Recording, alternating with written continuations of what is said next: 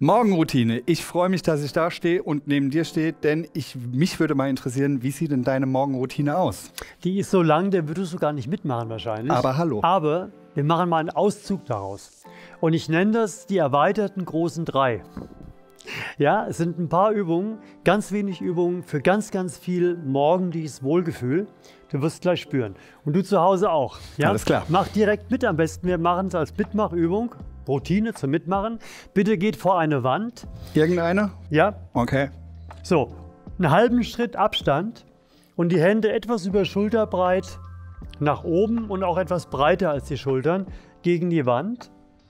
Und dann erstmal den Bauchnabel einziehen, das Becken nach oben steil stellen, also Schambein hochziehen und mit den Leisten nach vorne, René. Die Leisten wollen nach vorne und der Rumpf geht nach hinten. Wir können den Kopf erstmal so lassen.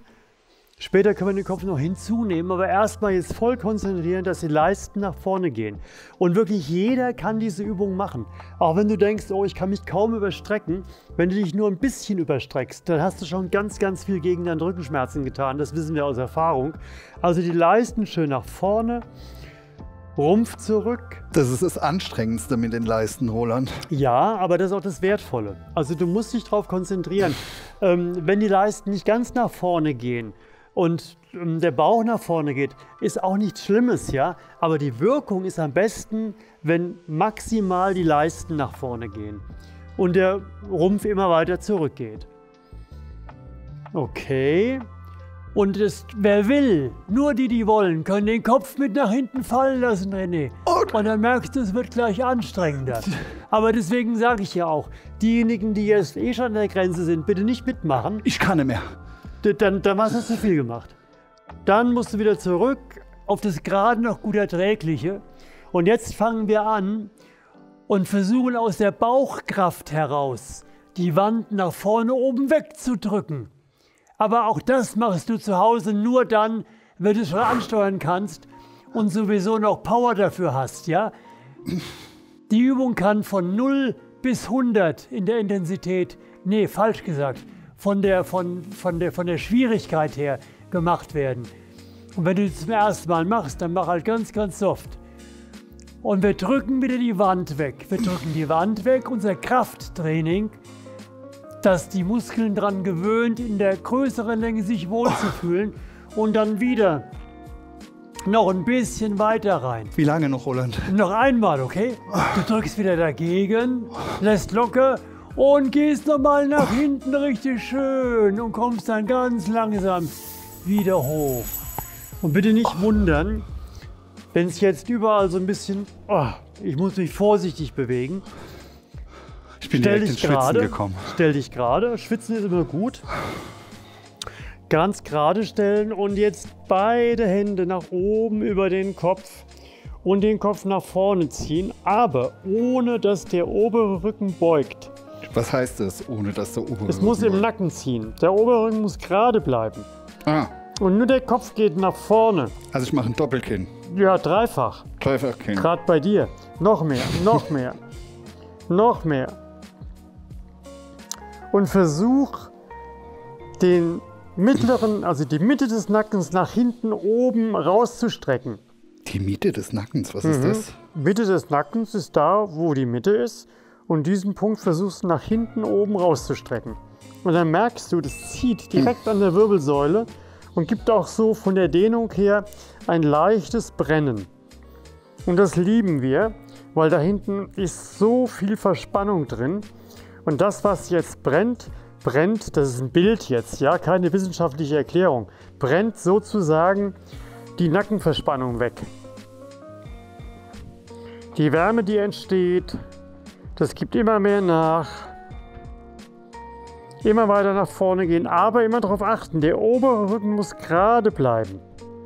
Und jetzt zieh mal ganz vorsichtig mit deinem Kopf nach oben hinten, zunehmend den Kopf nach oben hinten ziehen, wieder locker lassen und jetzt merkst du, beim Lockerlassen kannst du weiter runter. Merkst du, gell? Das ist das Gegenspannen, was du gesagt hast. Ganz genau. Jetzt nochmal gegenspannen, nach hinten oben. Wie lange? So lange, wie ich sage. Und locker lassen und wieder weiter nach unten gehen. Roland, wieso kann man dann immer noch ein Stück weiter gehen? Weil der Muskel sich dran gewöhnt. Und das ist genau das Training. Da haben wir 2 Fliegen mit einer Klappe sozusagen, dass wir Kraft kriegen in diese Muskeln und gleichzeitig Flexibilität. Und nochmal nach hinten oben ziehen. Man sollte beim Dehnen immer mal wieder gegenspannen, damit der Körper diese neue Länge überhaupt wieder verwenden kann. Wieder locker lassen und weiter runterziehen. Und langsam wieder rauskommen. Schön langsam wieder raus. Oh, merkst du dieses schöne Gefühl im Nacken? Dafür lohnt sich das so, oder? Ich finde es toll, wenn es aufhört und man erlöst es. Okay, und wir machen weiter. Du beugst dich nach vorne und kontrollierst das nach vorne beugen, indem du die Hand auf den Oberschenkel, auf die Knie und so weiter tust, so weit wie du halt runterkommst. Ich bücke mich. Knie voll gestreckt. Knie sind voll durchgestreckt. Oh, Eva hat's gekracht, hast du es gehört? Ja, wenn bei der langsamen Bewegung es ein bisschen knackst, ist es gut, weil dann korrigieren sich Fehlstellungen von Wirbeln. So interpretieren wir das zumindest, ja? Okay. Wenn beim Dehnen Geräusche ausgelöst werden, ist es unserer Erfahrung nachher was sehr, sehr Positives. Immer langsam bewegen, immer gerade noch im Wohlfühlbereich bleiben. Und jetzt greifen wir mal mit den Händen nach hinten, aber die Beine müssen gestreckt bleiben. Die sind gestreckt. Okay. Und jetzt ganz vorsichtig mit dem Rücken versuchen, den Rumpf nach oben zu ziehen, aber da wir ihn halten, kann er das nicht. Also mich aufbäumen quasi, aber geht nicht. Ja, als wolltest du hoch mit deinem Rumpf. Okay, Ne? ja. Und ich halte ja fest. Halt festhalten, locker lassen und tiefer kommen. Und nochmal. Du willst wieder mit dem Rumpf nach oben. Es spannt sich hinten, da im unteren Rücken, wo es dehnt, da spannt sich das alles an. Und das ist gut so, weil da kriegen wir Flexibilität und Kraft in die Rückenstrecker, die meistens nur so ein Hartspann sind. Und wieder locker lassen und noch ein bisschen weiter runter. Und dann machen wir das Ganze nochmal. Immer wieder sicherstellen, dass die Knie gestreckt sind. Wie viele Wiederholungen machst du davon? Also eigentlich 1 Minute reindehnen und dann 1 Minute immer mal wieder wiederholen. Da gibt es keine feste Regel, man kann es als Atem koppeln, man kann aber auch in dieser 1 Minute 3, 4, 5 Mal gegenspannen. Da gibt es kein richtig oder falsch. Das hat viel auch mit Training zu tun, wie fühlt sich das an. Extrem. Und nochmal nach unten und dann langsam wieder hochkommen. Und eine kleine Gegenbewegung, nochmal einmal kurz überstrecken nach hinten, Hände aufs Gesäß tun und wieder hoch. Oh, es befreit immer so herrlich. Und für die nächste Übung brauchen wir die Ecke, aber eine Ecke hat ja nicht jeder und wir haben ja auch nur eine. Deswegen ich nehme die. Bitte ab in die Ecke und du holst dir Stühle. Ich hole mir auch 2. Ich habe jetzt hier sehr hohe Stühle. Du kannst auch niedrige nehmen, die hast du wahrscheinlich eher zu Hause. So, und jetzt Folgendes. Jetzt bitte die Arme auf Schulterhöhe nehmen und von der Schulterhöhe, das ist immer das Orientieren, 30 Grad nach oben gehen. So ungefähr rollen. Ja, und jetzt lass die Oberarme, wo sie sind und stell nur die Unterarme nach oben. Quasi so? Ja. Okay. Und René, ja. Geht jetzt in die Ecke, du auch zu Hause. Und wenn du auf dem Stuhl übst, dann legst du die Hände so auf den Stuhl, hältst über diese Winkel.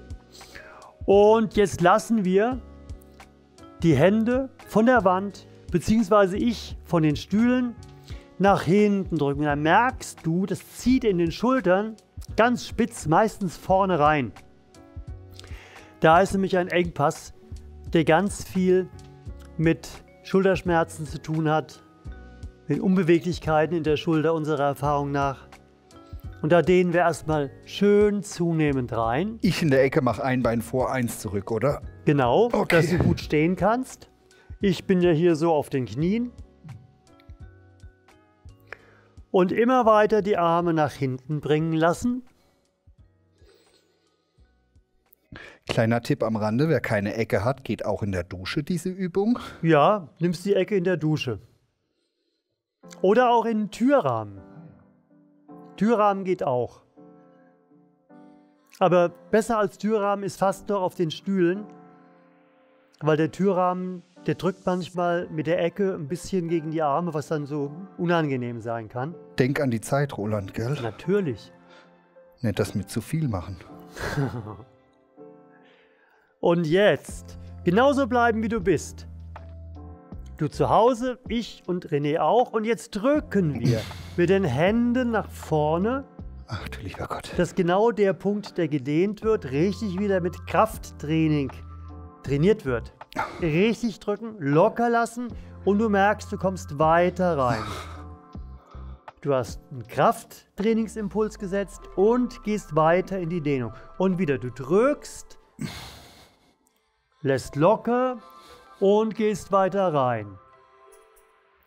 Und nochmal drücken, locker lassen und weiter reingehen. Immer gerade noch im Wohlfühlbereich bleiben. Muss gerade noch gut erträglich sein. Und ein letztes Mal drücken. René drückt, du zu Hause auch. Locker lassen und noch ein bisschen weiter rein.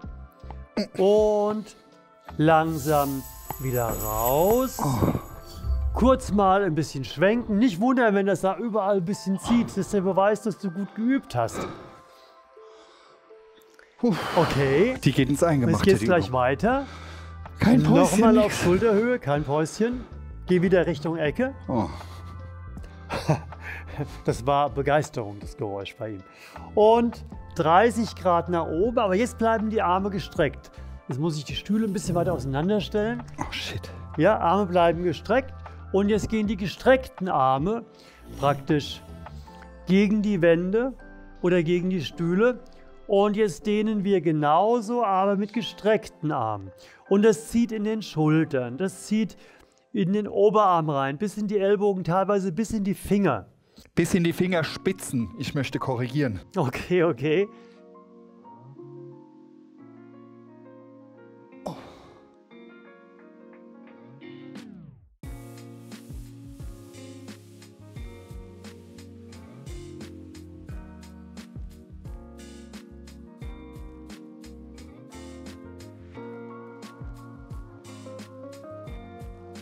Und das kombiniert mit dem Gegenspann, mit dem Krafttraining, was da eingebaut ist, bringt die besten Ergebnisse in der kürzesten Zeit. Das wissen wir aus Erfahrung. Wie lange, Roland? Und jetzt fangen wir schon wieder an und drücken. Drücken gegen die Wände bzw. gegen die Stühle. Fester drücken, loslassen, weiter rein. Und nochmal drücken und locker lassen, weiter rein. Und drücken, so fest wie du kannst. Locker lassen. Weiter rein. Was tue ich mir da an? Und wieder drücken. Locker lassen. Weiter rein. Und hier beseitigen wir jetzt den Engpass des Sitzens am Schreibtisch, wo vorne alles immer kürzer wird und dann hinten der Rücken anfängt zu brennen. Weil hinten die Muskeln gar nicht mehr das gegenhalten können, was vorne verkürzt nach vorne zieht. So wie wir es vorhin gemacht haben bei der Übung mit dem Überstrecken an der Wand gegen das Sitzen. Und dann das nach vorne gehen, wo wir die Reaktion auf Sitzen aus den unteren Rückenstreckern heraus trainiert haben. Die Zeit. Und nochmal drücken, locker lassen und weiter. Und langsam wieder raus. Bisschen die Arme kurz bewegen. Die fallen gleich Und ab. stell dich hin. Bereitstellen. Und jetzt Stühle kurz weg. Und jetzt gehen wir mit dem Rumpf nach hinten und nehmen die Arme im 30-Grad-Winkel mit. Richtig nach hinten gehen. Wie vorhin, aber jetzt kombiniert.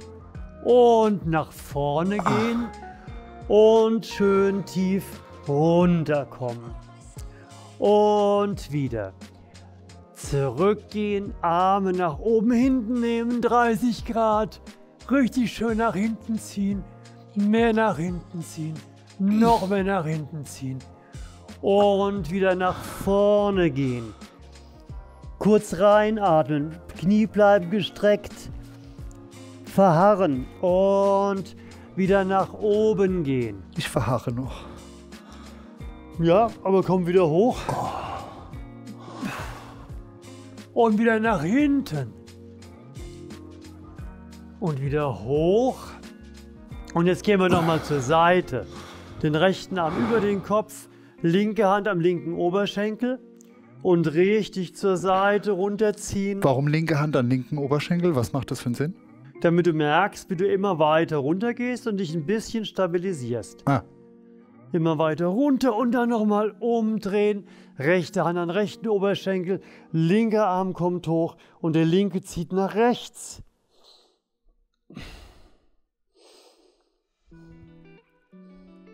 welche Schön, Muskelpartie immer weiter machst du da auf? reinziehen. Diese Muskelpartie. Und genau, das merkst du seitlich. Und dann die Arme nochmal auf Schulterhöhe. Und wir drehen nochmal nach links. Nehmen dann den rechten Arm immer weiter mit nach links. Und drehen nochmal nach rechts. Der rechte Arm zieht, der linke beugt sich und zieht auch hinterher immer weiter. Und wieder raus. Bisschen frei machen. Und wie fühlst du dich? Ich finde es alarmierend, dass du 30 Jahre älter bist und bei mir knackt es und bei dir höre ich gar nichts. Stetes Üben verhindert Knacksen. Aber Knacksen ist immer schön zu motivieren. Da tut sich was, da reguliert sich wieder was ein. Von daher alles gut. Ich bin froh, dass ihr das nicht hört. Das war jetzt eine Morgenroutine, die ich aus meinem Programm genommen habe. Eine Abendroutine findest du hier. Und abonniere natürlich den Kanal und schreib einen tollen Kommentar. Konstruktive Kritik ist immer erwünscht. Tschüss. Ciao.